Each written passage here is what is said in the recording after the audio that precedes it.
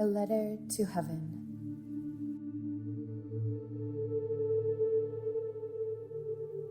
Writing letters to our loved ones in heaven, I believe and I have found to be a healing and cathartic practice. I wanted to share this letter to my uncle, Rami, who passed away 48 years ago at the age of 24 when I was 4 years old. My uncle. My childhood wasn't for the faint of heart. My father was cruel, abusive, and controlling. My mother was sick, depended on him completely, and struggling just to survive.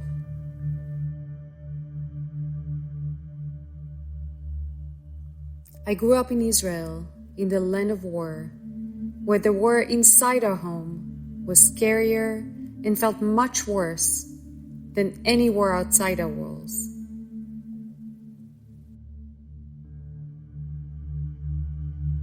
My father kept us, and especially me, mostly isolated from family members and from the outside world. He told me they don't love me and that no one ever will. But you, my uncle, the youngest brother of my mom's 6, you were an exception. You were cool and you were kind, and you had a beautiful heart and soul. You rode a motorcycle, and even my father couldn't keep you away from me. My father couldn't scare you away as he did everyone else. You loved me. I knew that, even at 4. You saw magic and light in a very sad, lonely, scared and sensitive little girl.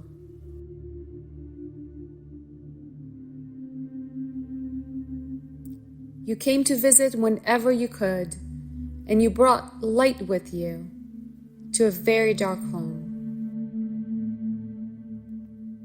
When you were not on an adventure, you stopped by, and you lived life to the fullest, scuba diving, or traveling the world, or riding your cool motorcycle with your long red hair playing with the wind, because you lived every minute as though it was your last, every second of every single day.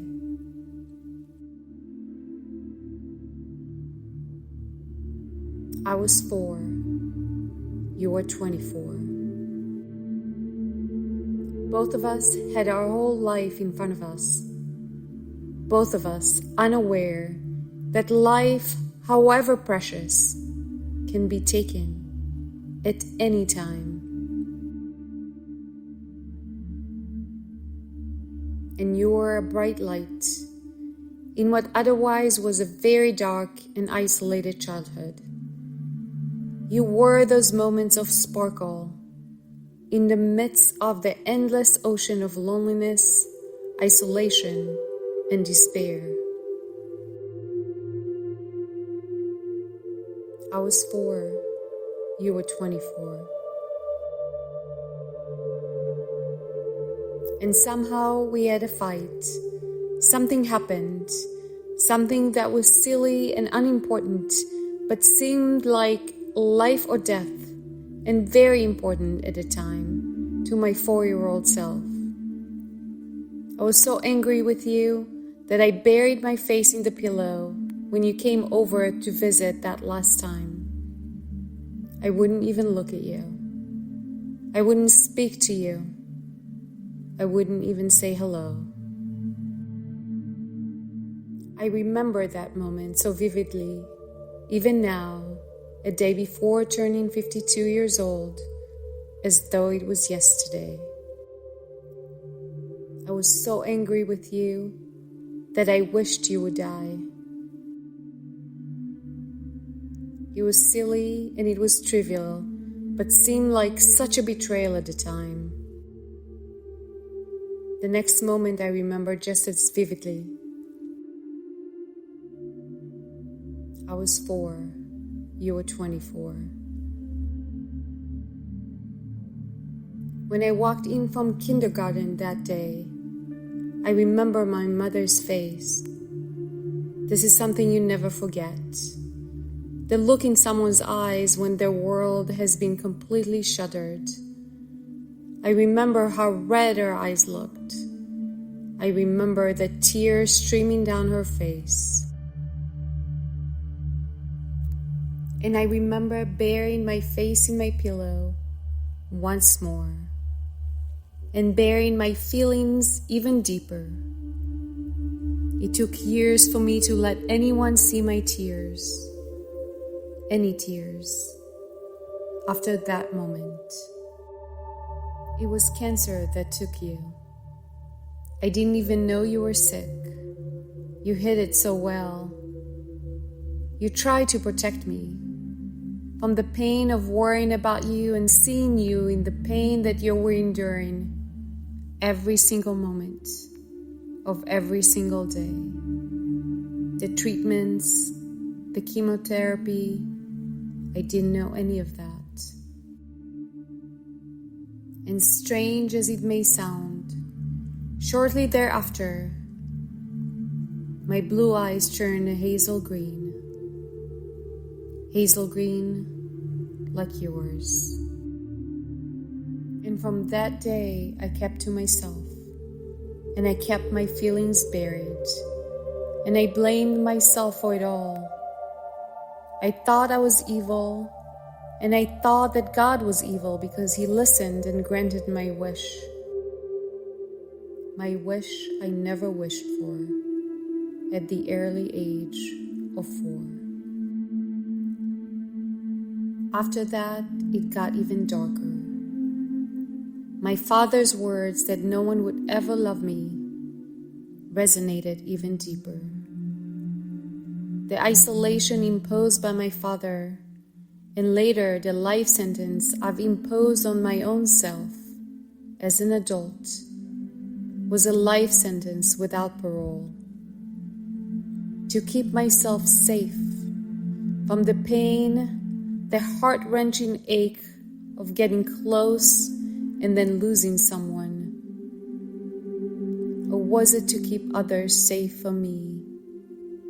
A self-imposed life sentence no one really knew about. I'm so sorry I never said hello, nor goodbye that one last time. I forgive myself, and I know you forgive me for being so angry at 4.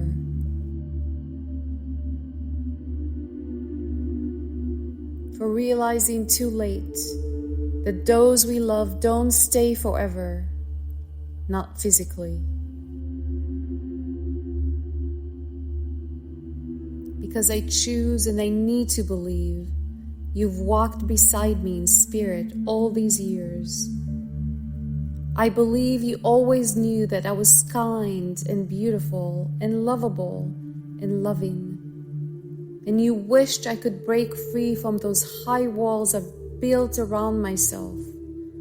And if not break free, perhaps at least let someone climb over, or break through, or climb a ladder, or carve out a window or a door.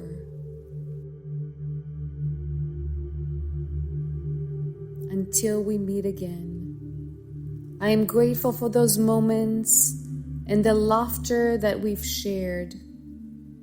You were those sparkles of joy, those moments of light in an otherwise very dark childhood, and I'll always be grateful for that. I know that you are forever riding your white motorcycle on the clouds and through the gates of heaven with your green hazel eyes, bright and majestic, beautiful long red hair, flying and playing in the wind. And I promise I'll try, if not break down the walls, at least carve in a window, or perhaps even find a door. Until we meet again, Rami. Thank you for loving me when I was 4. With all my heart and my love.